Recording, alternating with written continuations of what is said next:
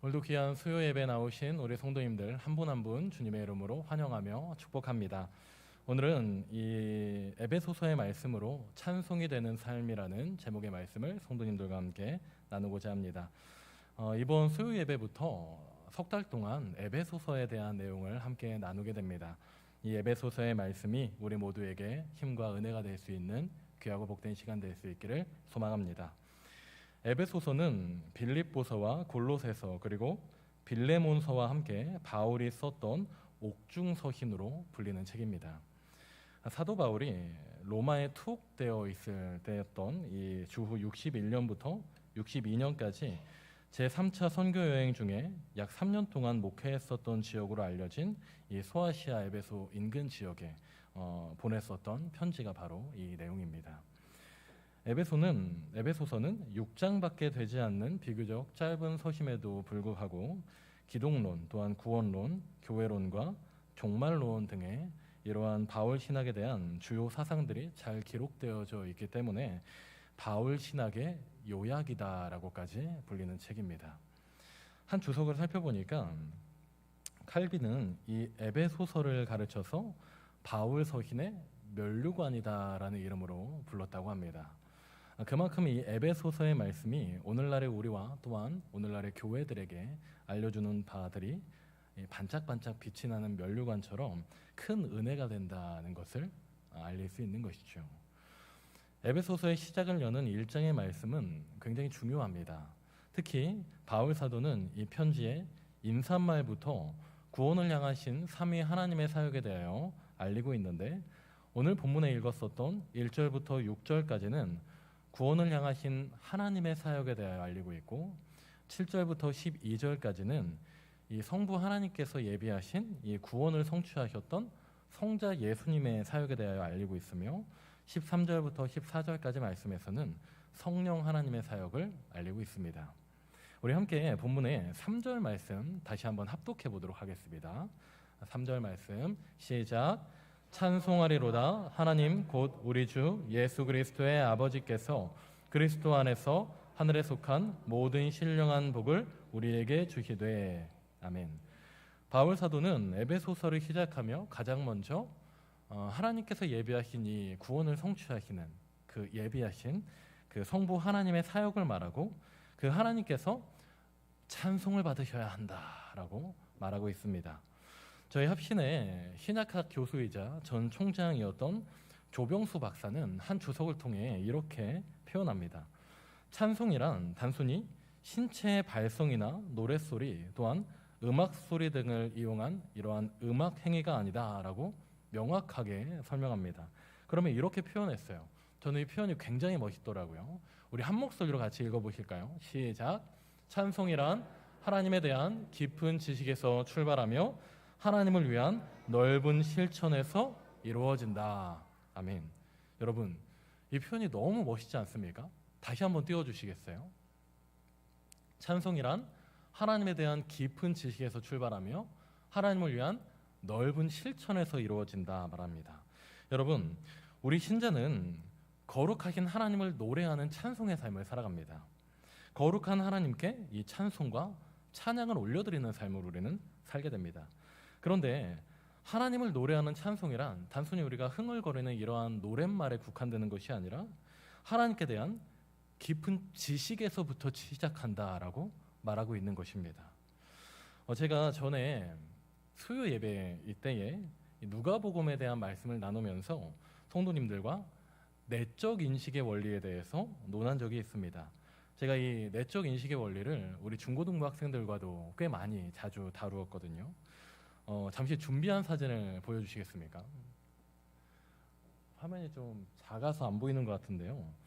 이렇게 저는 학생들과 그 주일 말씀을 주보에 필사하면서 나누면서 이것을 분기별로 시상하고 있는 시간을 갖고 있습니다. 그런데 이 시상보다는 본질에 좀 더 집중하려고 하고 있어요. 근데 생각보다 우리 학생들이 이 배웠던 내용들을 굉장히 잘 쓰는 겁니다. 생각보다 논리적으로 글을 잘 씁니다. 어느 학생의 주보를 살펴보는데 제가 가르쳐 주었었던 이 내적 인식의 원리에 대해서 주보에 필사를 해놨더라고요. 그런데 여러분, 저 주보 필사의 키포인트는 이 내적 인식의 원리가 아닙니다. 그러니까 뭐냐면 그 위에 있는 제 이름을 뭐라고 썼어요? 아니요, 고동의 강도사라고 쓴 겁니다.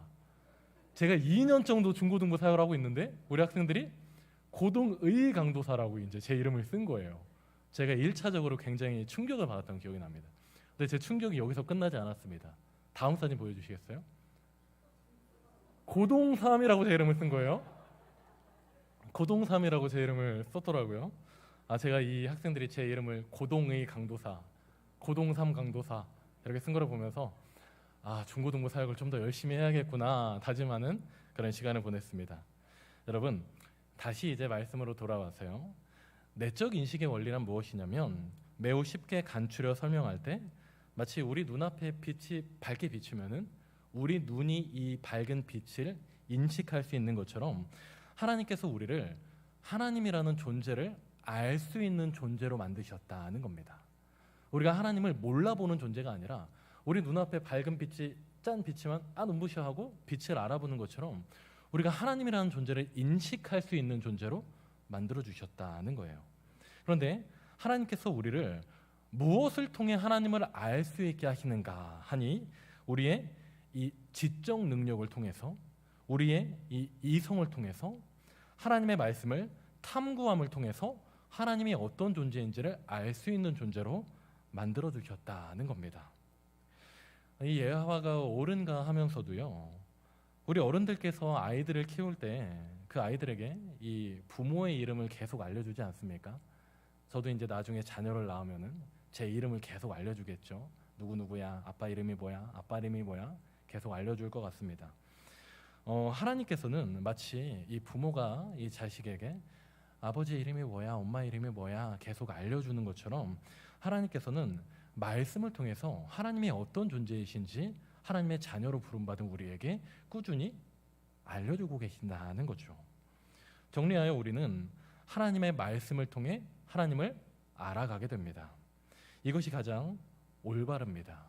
우리는 하나님의 말씀을 통해 하나님을 알아가는 삶을 살아간다. 자, 그렇다면 이 다음 스텝도 굉장히 중요한 겁니다. 우리는 하나님의 말씀을 통해 하나님을 알아간다.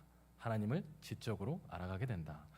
우리 신자의 찬송은 하나님을 아는 지식으로부터 출발해서 하나님을 향한 넓은 실천을 이루어 간다라고 합니다. 여러분, 그렇다면 우리가 하나님을 아는 지식으로부터 하나님을 찬송하고 우리가 하나님을 향한 넓은 실천의 찬송의 삶이 이루어진다라고 합니다.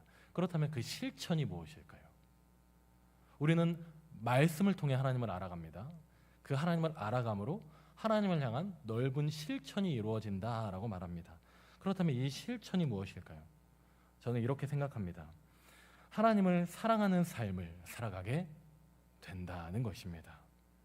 하나님께서 보이신 그 구원을 감사하면서 그 구원에 대한 감사를 보은하고자 하는 삶을 살아간다는 거죠. 그런데 저희 교수님이었던 이 조병수 박사도 같은 견해이더라고요. 조병수 박사는 그의 주석을 쭉 써내려가며 이런 표현을 합니다. 선택받은 자로서 하나님을 위한 삶을 살아가는 것이 찬양의 능력이다라는 겁니다. 우리가 우리를 위한 삶을 살아가는 것이 아니라 나의 삶의 앞날을 위해서 전전긍긍하는 삶을 살아가는 것이 아니라 하나님을 위한 삶을 살아가는 것이 우리의 찬송의 삶의 첫걸음이 된다라고 표현하고 있더라고요. 여러분, 우리는 하나님의 거대한 사랑을 받은, 하나님의 사랑을 받는 하나님의 자녀요, 선택받은 백성들입니다. 그렇게 우리는 하나님으로부터 이러한 거대한 사랑을 받는 그의 자녀들로서 하나님을 찬송하고 찬양하는 삶을 살아갑니다. 곧 하나님을 사랑하는 삶을 살아가게 된다는 겁니다. 그렇다면 여기서 우리에게 이런 질문증이 생겨나야 하게 됩니다. 다시 원론적인 질문으로 돌아와서요. 우리가 왜 하나님을 찬양하는 삶을 살아가야 하는가라는 거죠. 우리가 왜 하나님을 찬양하는 삶을 살아가야 하는 겁니까? 나는 내 삶을 그냥 버겁게 살아가는 것만으로도 지치는데, 내 삶을 하루하루 스텝 밟아가면서 나의 삶을 영위해 나가는 것도 그냥 지치고 힘든 때를 마주하는데, 우리가 하나님을 사랑한다고 하면서 우리는 왜 하나님을 찬양하는 삶을 살아가야 하는 겁니까? 이런 질문이 생겨나게 되는 것 같습니다. 그렇기 때문에 사도 바울은 에베소서를 시작하면서 우리가 하나님을 왜 찬양하는 삶을 살아갈 수밖에 없는지에 대해서 명확하고 정확하게 우리에게 알려줍니다. 그것은 바로 하나님께서 우리를 예정하셨기 때문입니다. 함께 본문의 5절 말씀 다시 한번 살펴보도록 하겠습니다. 우리 한 목소리로 같이 읽어보겠습니다. 시작. 그 기쁘신 뜻대로 우리를 예정하사 예수 그리스도로 말미암아 자기의 아들들이 되게 하셨으니. 아멘. 우리를 예정하사 예수 그리스도로 말미암아 하나님의 아들들이 되게 하셨으니 우리에게 알리고 있습니다. 여기서 참 중요한 신학적인 용어가 등장합니다. 그것은 바로 예정이라는 단어입니다. 자, 그렇다면 하나님의 이 예정하심은 무엇일까요? 하나님이 우리를 예정하셨다고 해요. 이 예정은 무엇일까요? 칼빈은 이 예정에 대해서 이렇게 이야기합니다. 우리 화면을 같이 다시 한번 읽어보실까요? 칼빈은 그의 기독교 강요 제21장 중에 예정에 대해서 이렇게 표현하고 있습니다. 같이 함께 읽어보도록 하겠습니다. 시작. 우리는 예정을 작정이라고 부르며 이 작정에 의해서 하나님께서는 각 사람이 어떻게 되기를 원하시는 것을 스스로 예정하셨다. 아멘. 칼빈은 이 하나님의 예정을 하나님의 영원한 작정이다라고 표현합니다. 여러분, 우리가 무언가를 작정한다면 그 작정이 때로는 이루어지지 않는 우리의 연약함을 마주하게 됩니다. 왜냐하면 우리는 연약하거든요. 지금 당장 제가 내가 목이 마르니까 이 물을 마셔야겠다 작정했으면서도 설교를 열심히 막 하다 보면은 이 물을 마시겠다고 작정했던 작정을 잊어버립니다. 제가 기억력이 좀 좋은 편이긴 한데 잊어버립니다. 왜냐하면 우리는 이렇게 연약한 존재들이기 때문에 내가 무언가를 작정한다면 작정을 이루지 못할 때를 우리는 마주하게 된다는 겁니다. 그런데 여러분, 하나님은 그러지 않으십니다.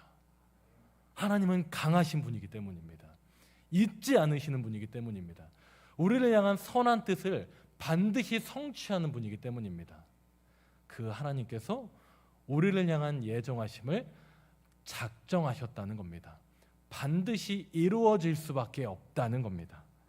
사랑하는 여러분, 그렇다면 우리를 향한 그 하나님의 쇠하지 않는, 성취될 수밖에 없는 그 하나님의 작정하심은 무엇일까요? 우리 말씀의 마지막 6절에 하나님께서 우리에게 어떠한 작정을 하셨는지 다시 한번 읽어보도록 하겠습니다. 6절 말씀 합독하도록 하겠습니다. 시작.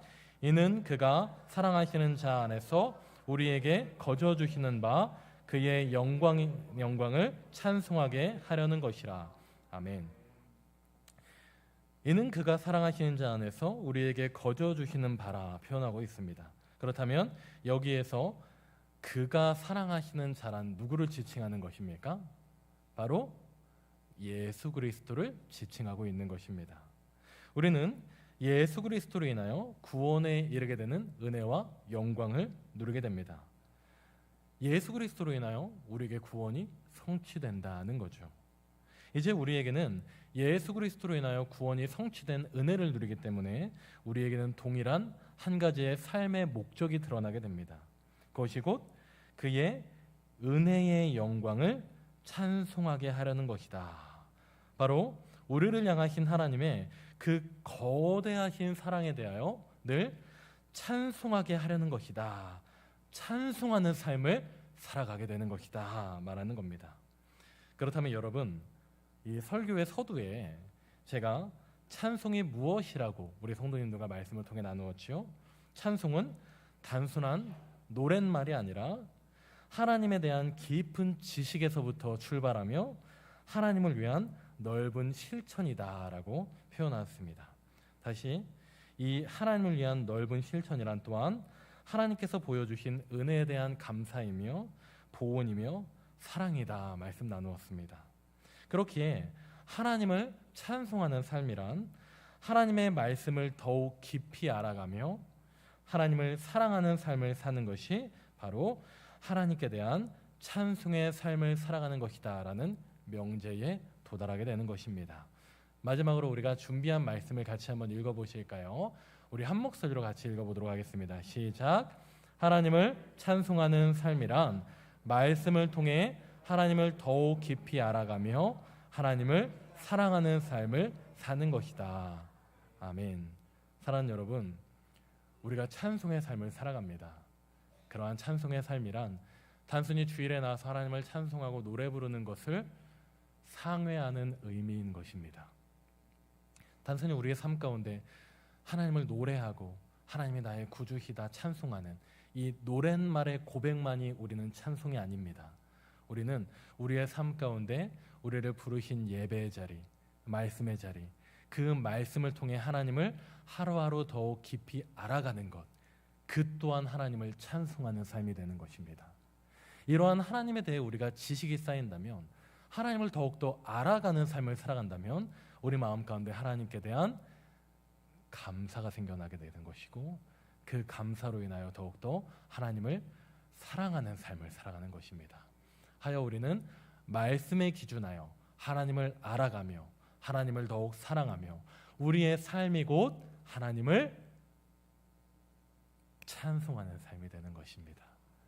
사랑하는 여러분, 우리가 이 시대를 살아가며 지칠 때가 있습니다. 낙심될 때가 있습니다. 왜냐하면 우리는 여전히 거룩한 하나님 나라의 영광을 바라보고 있지만 우리는 여전히 땅에 발을 딛고 살아가고 있거든요. 그렇기 때문에 발걸음을 내딛을 때마다 하나님 말씀대로 살아가는데 왜 이렇게 힘든가요? 왜 이렇게 지치나요? 왜 이렇게 나만 힘든 것 같나요? 그렇게 터덜터덜 걸어갈 때가 우리는 참 많이 있는 것 같습니다. 그런데 여러분, 그러한 지치는 발걸음일지라도 그 발걸음을 쉬시면 안 됩니다. 왜냐하면 우리가 한 걸음 한 걸음 말씀을 배우며 말씀과 함께하는 삶을 살아갈 때 우리의 삶이 하나님을 알아가는 삶이 되고, 우리의 삶이 하나님을 사랑하는 삶이 되고, 하나님을 기뻐 찬송하는 삶이 되기 때문입니다. 사랑하는 여러분, 그렇기 때문에 더욱 우리의 예배의 자리, 말씀의 자리, 찬송의 자리 더욱더 기쁨으로 나와 지키시며 하나님을 하루하루 더욱더 기쁨으로 알아가시는 우리 성도님들 될 수 있기를 소망합니다.